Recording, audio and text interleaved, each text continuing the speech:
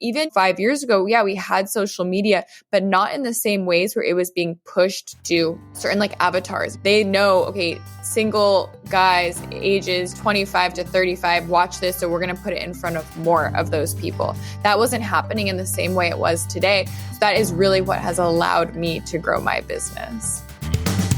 Welcome to the Midland Money Mindset. This is a podcast that's all about getting your mind right when it comes to all things money.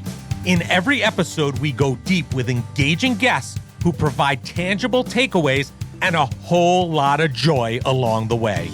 I hope you enjoy these conversations as much as I enjoyed having them. Let's dive into today's show.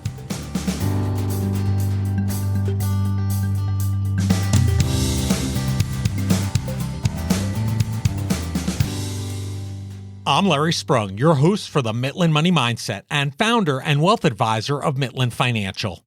Today's guest is Blaine Anderson, founder and CEO of Dating by Blaine.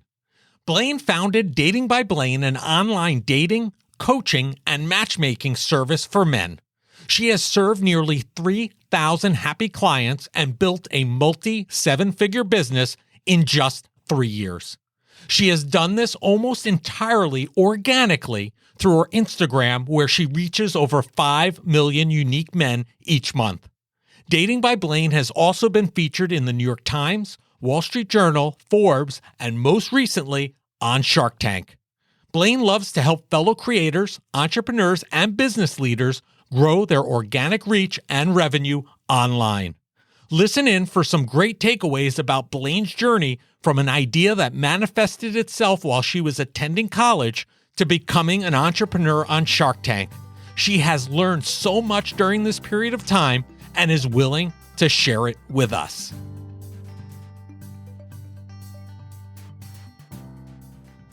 Well, listen, I have the distinct pleasure today of having another Shark Tank guest. As you know, we're big fans of Shark Tank in the Sprung households. I have Blaine Anderson, founder and CEO of Dating by Blaine. Welcome to the show, Blaine. It's a pleasure to have you here. Thank you. I'm excited to be here. Thanks for having me. Yeah, I don't want to give it all away up front, but maybe you could share with our listeners. I'm always a big fan of hearing about the entrepreneurial journey as far as how and what people were or who they were prior to being an entrepreneur and what kind of led them in that direction. So maybe you could share a little bit about Blaine Anderson and kind of your journey to becoming an entrepreneur. And then we'll talk a lot about what you're doing today as part of the rest of the show. Yeah. So I grew up in Arizona and I went to the University of Arizona. After college, I moved to New York City, where I started working in the travel industry. And I loved working in the travel industry. I worked in a number of different capacities all around either facilitating travel or operations for trips, selling luxury travel. And when the pandemic hit, I found myself essentially unemployed. I had worked with some startups in the travel space. I had somewhat of an entrepreneurial spirit already, and I was working for myself then as well, but as a contractor for a larger company. So I wasn't out on my own. When the pandemic hit, my business essentially went to zero overnight. And so I was left with, okay, what now? Do I wait for this to pass? There's no end in sight. Or do I try and do something else? All of my professional experience up until that point was in this one industry that had shut down. So it was really scary for me. Like looking back at it, I was really nervous. I had moved back in with my parents. Real fall from grace at 30 years old. I thought about it and I had always loved giving dating advice. So I love talking about dating. I love talking about love. I love just hearing different people's perspectives. And I had started to help a lot of my friends, particularly my guy friends, with their dating app profiles. So I know you've been happily married for a number of years, so you're not familiar with it maybe as intimately as some people, but when you are online dating, you have to make a profile essentially about yourself. It includes photos. It also includes you talking about yourself, answering specific questions. If you are a guy dating or a woman dating, you are up against hundreds of other profiles that oftentimes end up looking very similar. So how are you going to stand out? How are you going to differentiate yourself? And that's what I was helping my guy friends do. So when I found myself unemployed, I was thinking, okay, what are things that I like to talk about? What are things that I feel like I'm good at? And dating advice was one of those. So I thought, okay, is there a way I could create a course to reach more people at once? Giving one-off advice is really time consuming. For me to support myself, I would need to charge a lot. But if I compile this knowledge that I'm repeating over and over and over into a video, then I could sell a course on it. And I really didn't know if that was something people would want or be receptive to, but it turns out they are. I found my first customers actually on dating apps. I created profiles and said, I am not here to date. I'm a dating coach. Match with me if you want my free guide on how to improve your dating life during the pandemic.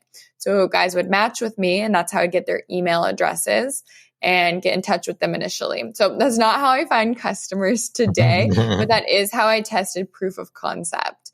And it turned out a lot of people were really struggling with dating, especially at that time. So that's how my course was born. Interesting. So where did the entrepreneurial spirit come from? Like mom, dad, or it was just something you were innately born with and kind of developed over time? Where did that stem from? I think my parents always really supported me in being independent. I'm an only child, so they always had me going off to camp, going on solo trips. Like I've always done things on my own, and they really gave me the confidence to do that. Also, my dad always really encouraged me rather than you need to do something that makes money or is prestigious. He was always very adamant. If you just study something you're interested in or do something you're interested in, the rest will fall into place. And that sounds very simple. And obviously there's a bit more to it, but I truly believed that. And I think as someone who's really close with my parents and really respected their opinions, that gave me the confidence to go out and try things and do things that didn't necessarily in the beginning have a clear line of sight to being a good career or making money, which definitely at the beginning, when I started calling myself a dating coach and putting out content on the internet, it was really humbling. People look at it now and it's like, oh, easy for you to like put out this content, put yourself out there. You have so many followers. And it's like, not always. Literally in October of 2020, I had 0 followers and I started posting content and calling myself a dating coach. So everybody starts at 0, right? It's not like you have an instant business day one. So and a lot of people don't understand that. Now, I understand this idea came to you while you were at school in Arizona, right? What was the delay, or was there any kind of reasoning behind why you didn't just launch that out of school rather than going into a different line of work initially? I wouldn't say the idea for the business came to me then, but that's when I started realizing I had a knack for giving dating advice and guiding people through their dating journeys. And I enjoyed doing it, but I didn't think of it as, oh, this could be a career. It just hadn't occurred to me. At that point, being in college, I didn't have the direct entrepreneurial spirit of like, oh, I can start my own business. I simply didn't have the experience or expertise of how to even get going on that, which I developed by working for other people, by seeing other successful people. Which is not uncommon, right? You have an idea or a thought, and you might need to acquire the skill sets in order to pull off that business and learn from it. Kudos to you for, listen, better late than never, right? So it brought you down this path, which is great. So as I mentioned in the opening, my family's huge fans of Shark Tank. We are an entrepreneurial family. My kids have an entrepreneurial bug themselves. I don't know where my wife and I get it from because, well, I guess my dad was a little bit entrepreneurial. He had his own business, but my in-laws weren't really entrepreneurial. But I've had a few Shark Tank contestants on the show, including Brittany Hodak, who was episode 153, Coco Vinny, who was episode 93. He was a double hit because he was on Shark Tank and The Profit. I always find it interesting hearing their perspectives on what it's like to be on the tank. Because as somebody who watches it, obviously it's a produced show and we're seeing what they want to see. But from your perspective, what was it like to be in the tank? Actually, it is a produced show. It's obviously for TV, but it's a lot more real than I think a lot of TV shows are, or what you might assume knowing it's a TV show. The sharks really don't know the businesses before you come out there. There is no correspondence with them. They're going in blind. You literally are walking out there and pitching your business. Obviously, they cut down how much time you spend out there into a 10-minute segment. It's different for everybody. How long were you in the tank for? I would say I'm not sure. It was like 35 minutes. Okay. Cut down to 10. Yeah. Overall, it was a great experience. It felt very bucket list, once in a lifetime opportunity just to be in front of such an incredible group of people and also just seeing everything that goes into putting on a TV show. But it was also, for me, incredibly anxiety inducing. I was so nervous. But I feel like it came out okay. Even afterwards, I definitely am happy with the outcome of the deal. But when I left filming, I thought, what did I even say up there? It wasn't even until it aired that I was like, oh yeah. Like, because, there's something about when you're being anxious, I think that you kind of black out. Yeah. But it was overall a really positive experience. Everyone who I interacted with was so kind and so sweet and so supportive, from the makeup artist to the sound people to the producers. In terms of like you going in, was it something that you were a fan of, that you grew up kind of watching the show and then a bit surreal in terms of actually being there? Or was it something that you knew about, but it wasn't something you really were a fan of and you went on the show? Closer probably to the latter. Obviously, I knew of Shark Tank, but I hadn't watched a ton of it until it got closer to when I was going on. And then I binged a ton, obviously, because I wanted to, okay, what kind of questions are they going to ask me?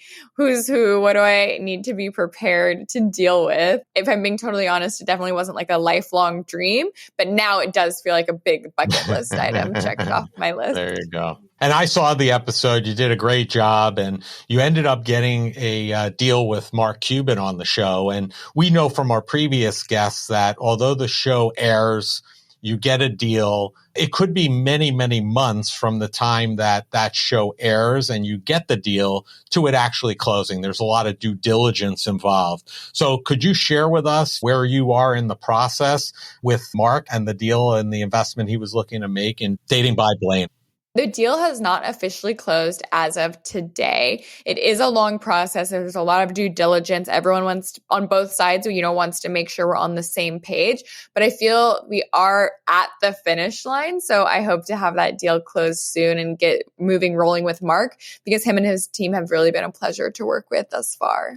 Awesome. So do you have interactions while the deal is being negotiated and before it's finalized? Do you actually have interactions? Is he actually helping you prior to that, or does that not start until the deal is actually finalized and closed? Yeah, the actual strategic partnership and helping grow the business doesn't happen till the deal closes. But I have been in contact with Mark, have a direct line of communication to him. He's incredibly generous with his time and quick to respond to questions or concerns, which the guy's a billionaire with 1,000 calls on his time, people needing his attention to things. So I've just been so impressed about how gracious he is in that regard. That's great to hear. So let's shift to the business, Dating by Blaine, and how you and what you do for folks.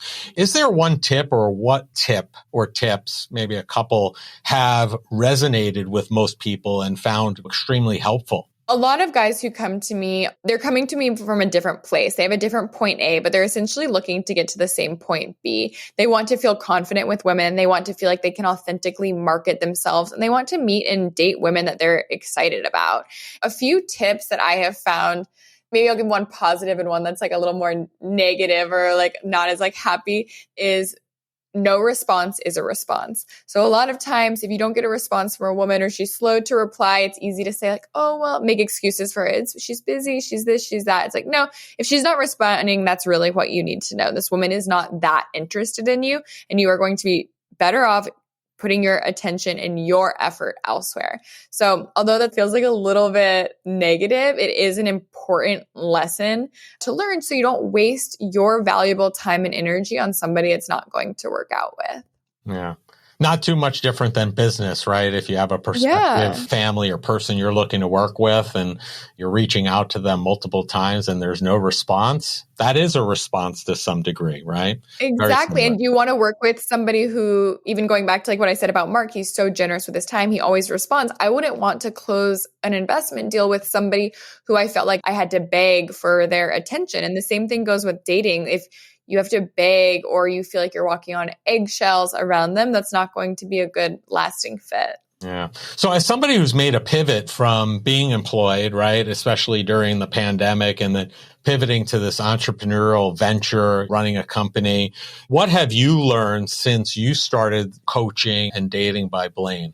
Oh, so many things. I feel like a different person than I was in 2020 with the amount I have learned. So let's see. One of the things that has really helped me grow my business is just the importance of consistency, whether that is posting on social media, whether that is being in communication with my email list or staying on top of my clients so that they get results. Consistency is a key across the board. So really just sticking with it. Sometimes that means saying the same thing over and over. Sometimes that means trying to say something from a new or a different angle. But there's not a lot of days off, at least early on growing a business.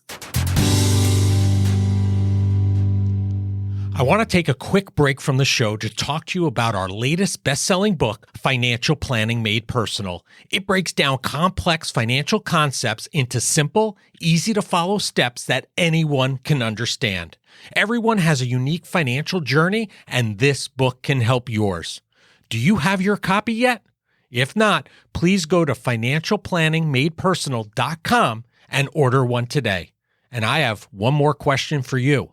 What did you do today that brought you joy? I think that's true of any business whatsoever. And the more effort, energy you put in now, the more benefits you're going to reap later on and well into the future for sure. Let's take a shift for a second to videos, right? I had the opportunity at the end of 2023 to attend FinCon, which is a convention for financial professionals who are creators, whether it be podcasting like we're on now, video creation, because I think video is a very important component of a lot of businesses, especially somebody like yours and you using social media and Instagram. Why do you think your Instagram videos have resonated with so many? And I guess kind of dovetail to that, what can other creators, whether they're in this business or another business, learn from that? I think my Instagram videos are so popular because they give short, actionable tips. Instagram or short form video is not a place where you want to give really deep, nuanced opinions because it's just not a good platform for that. But if you're giving short tips, like if a girl says this, text her this, that is something that's very easy to save and then put into action later, which I think is why my audience resonates with it and continues coming back for more. But I'm in a unique position where, like you said, to video and how video has helped grow business, my company could not have existed honestly, even 5 years ago, because how I find my customers is short form content. So I rely on these social media apps to distribute my content to new people who would want to see it. And even 5 years ago, yeah, we had social media, but not in the same ways where it was being pushed to certain like avatars. They know, okay, single guys ages 25 to 35 watch this, so we're going to put it in front of more of those people. That wasn't happening in the same way it was today. So that is really what has allowed me to grow my business.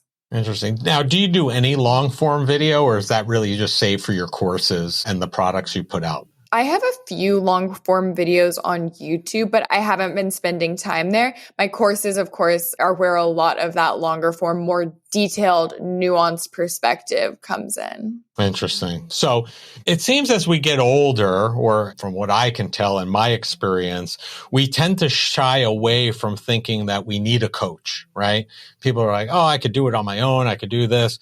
What advice would you give to someone who's hesitant or even skeptical about hiring a coach? What I would say to that is, if you wanted to get better in many other aspects of your life, if you wanted to get better at tennis, for example, you could watch a ton of videos on tennis and go out and swing the racket around yourself, and you would probably eventually improve.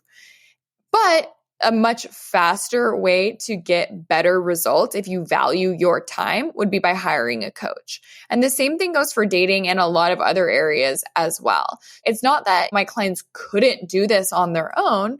It's that they want results quickly and that they value their time. So why not talk to somebody who has done it thousands and thousands of times before and gotten similar people proven results? So it's really just about getting better results faster. And it's not that any one person can't do it on their own. Listen, I agree with you. I think that many people kind of shy away from it. I don't understand it. Like when we're younger and we need help with something, whether it be a sport, in school, what have you, we're learning an instrument, a language, we hire coaches all the time, and parents do it for the kids all the time.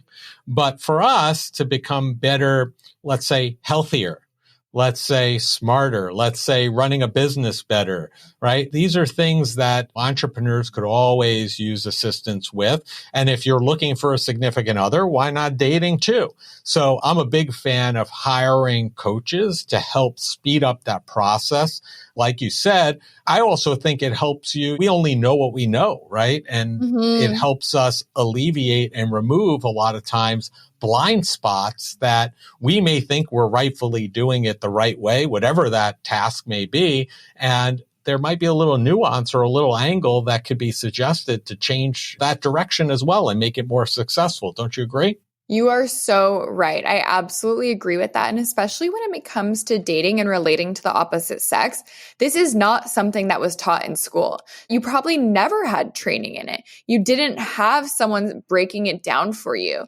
And it is absolutely a learnable skill. So it is not too late to learn it now. Also, in the sense of even looking back, evolutionary biology, we were not meant to communicate in 160 character text and express our emotions or market ourselves. And that's even a development in the last few years. The written word is of even writing generally is only been around for a very short period of time when you look at all of human existence. So then you push that down into like a text message or a dating app bio. It's crazy that anyone is thriving at it. So it makes a lot of sense that people are struggling, and therefore it makes sense to hire a coach. So much misinterpretation and misunderstanding in writing too, because we always look at those words through our own lens, thinking we know exactly what they mean and how they were intended. And many times they weren't intended or meant the way that we take them through that lens, which is confusing. Exactly. You lose so much context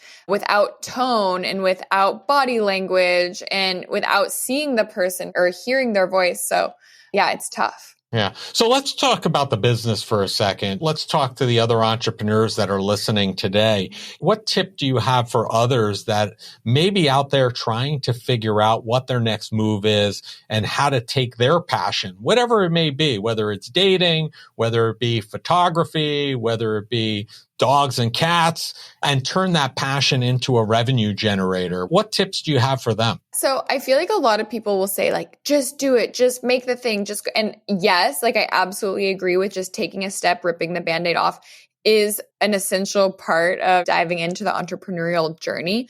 But something a little more granular that I think people get wrong a lot is you need to make sure the thing you are making or trying to sell people want. So I see course creators get this wrong all the time. They create this course and they spend a ton of time and money and effort recording and building this course, and the production value is really high. And it's the course they wanted to make, not necessarily the course people wanted to buy. So if you're considering making a course, my number one piece of advice is sell it first, get people excited about it, and then host it live at least 4 or 5 times, because then you'll be able to iterate on it, add things that were unclear, answer people's questions as they come up. And then once you have a better understanding of who your ideal customer is and what they actually want to see in the course, then take the time to record the course. For 2 years, I taught my course live 4 or 5 times a year. So I literally had taught it over 10 times live before I ever recorded it. And now I sell an evergreen course, and that saves me a ton of time. And it's like become a very great business because of that. But I didn't start there. Do you feel that most people can turn their passion into a course and be creative in that way? Or is that something that most passions can be turned into that's fairly low barrier to entry, I guess, and be an evergreen revenue generator? Most might might be strong, but I do think the categories and passions that could be turned into courses is vast and wide and probably bigger than a lot of people think because of the internet, because of this short form content. You have the ability to access anybody in the world. So you can have a super niche interest or expertise. And even if only like 0.001% of the population is fascinated by that, that's still a lot of people that you theoretically have access to. Sure. Could be you enough, have to right? figure out how to get in front of them. Yeah. Yeah. So listen, as somebody like you mentioned earlier who's been married for over 20 years, I think I'd be remiss if I didn't ask you this during our time. What tips do you have for those that are in a long-term relationship to kind of make it continue and go from 20 years to 30, 40? We've seen families that we work with where they're celebrating 50 and 60-year anniversaries, which I think is amazing. It's hard to even think about when you're on the dating side, even let alone when you're 20 years in, to think that you're going to be with somebody for 50 and 60 years. But what tips do you have for those that may be in a long-term relationship already? Well, you've got 18 years of marriage on me, so maybe I should be asking you. But no, I didn't know if it was in your wheelhouse or not, but I figured I'd ask for the tip. It could always help. Totally. My tip would be you always should be dating. So continue to date your spouse or your significant other, or your partner. Don't let that spark and that romance slide. So continue to plan dates, get that special treat for them they love, flirt with them, kiss them, do all of the things that gave you both butterflies early on, even if you've been together for 2 or 10 or 20 or 40 years. Okay. I've worked with my spouse for the last like 5 or 10 years too. So it's kind of unique because we see each other more than most spouses, right? We work together, go home together. And I guess in this new kind of gig economy, work from home, there are a lot of people, even though they don't work together, that they're seeing their spouses more often too. So I guess it's not as uncommon as it once was maybe 5 or 10 years ago either because of that. Yeah, totally. Yeah. Thinking about what it was like back in the day when people left their house and went to work and then came home however many hours later and didn't see their spouse all that time. It almost sounds crazy to me because my husband and I, since we started dating, have both worked from home. So we've like literally always spent all day together. I'm not going to lie. I think there might be some intrigue. I'm like, wow, what if we like went separate places during the day and then came back together at night instead of eating 3 meals a day together? Yeah. So that's definitely something that I think has changed. That's funny. So listen, it's been a pleasure having you on the show, Blaine. And we end each of our shows by asking our guests the same final question. This is the Mitlin Money Mindset, and we're all about joy. And that is, what did you do today that brought you joy and put you in the right mindset for success? Oh, that's a great question. So I went to acupuncture this morning. I do acupuncture weekly, and it's something I am happy to invest in monetarily and brings me so much joy and peace and just is a really great reset every week. So I love it. Sounds great. And that sounds like something you probably don't want to watch a couple of videos and do on your own either. No, I would not feel comfortable doing that. Yeah, sounds very enjoyable and a good way to start the day. And more importantly, the weekend, being that we're talking here on Friday. So, yes, Blaine, we're going to have all of your information in the show notes, right? But for those people that want to learn more about you, learn more about Dating by Blaine, and want to maybe connect with you, what's the easiest and the best way for them to do that? So you can find me across all social, just at Dating by Blaine and datingbyblaine.com. And I'd love to hear from anyone. Awesome. Well, listen, Blaine, it's been a pleasure having you on the show. I appreciate your time. I hope by time the show airs, the deal with Mark is done and we see you as a future Shark Tank success on some of their recaps in the future. We wish you the best of luck with that and enjoy the day. Thank you. You too. It's been a pleasure. I want to thank Blaine Anderson for being a guest on the Mitlin Money Mindset. Blaine has clearly cracked the code for using video and social media to attract new business. All creators can learn from what she has built. Blaine is a true entrepreneur creating a business idea in college and then executing on it. She has had the unique opportunity of getting on Shark Tank, which, as you all know, the Sprung family are big fans of the show. Blaine Anderson and Dating by Blaine can be found across most social media platforms, and all the contact information needed to find them can be found in the show notes. Thank you for joining us this week on the Mitlin Money Mindset. Make sure you visit our website at mitlinmoneymindset.com and smash the subscribe button so you don't miss a show. We encourage you to help others find our valuable content, and please don't keep us a secret. You can also schedule an Is There a Fit call right from our website or by using the link that you'll find in the description section of your podcast player or app. And be sure to join us for our next episode to learn more about getting your mind right when it comes to all things money. The opinions voiced in the Mitlin Money Mindset Show with Lawrence Sprung are for general information only and are not intended to provide specific advice or recommendations for any individual. Past performance is no guarantee of future results. All indices are unmanaged and may not be invested into directly. Investing involves risk, including possible loss of principal. No strategy ensures success or protects against loss. To determine what may be appropriate for you, consult with your attorney, accountant, financial or tax advisor prior to investing. Investment advisory services offered through CWM LLC, an SEC registered investment advisor. Guests on the Mitlin Money Mindset Show are not affiliated with CWM LLC.